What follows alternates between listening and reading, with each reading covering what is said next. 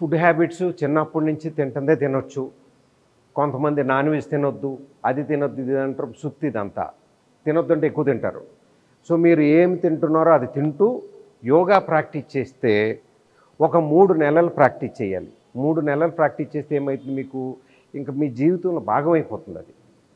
అయితే ఇప్పుడు మీరు అడిగిన ప్రశ్నకి జనాలు చాలామంది ఒక నెల రోజులు వచ్చి చూస్తారు. నెల రోజుల్లో టేస్ట్ తెలవదు.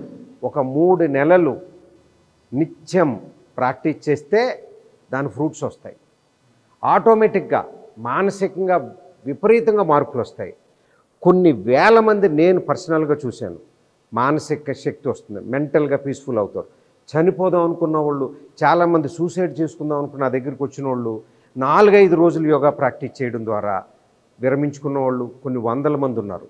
అలాగే డీప్ డిప్రెషన్లో ఉన్నవాళ్ళు, నార్మల్ అయిన వాళ్ళు ఉన్నారు. విపరీతమైన స్ట్రెస్లో ఉన్నవాళ్ళు వచ్చి 4వ రోజు, సార్ నేను ఇప్పుడు జాబ్ బాగా చేస్తున్నాను, సార్ ఇప్పుడు నాకు ప్రమోషన్ వచ్చింది, బాగా వర్క్ చేయబట్టి. సో మానసికంగా బాగుండాలంటే యోగా సబ్జెక్ట్, ఇంక వేరేది ఆప్షన్ లేదు.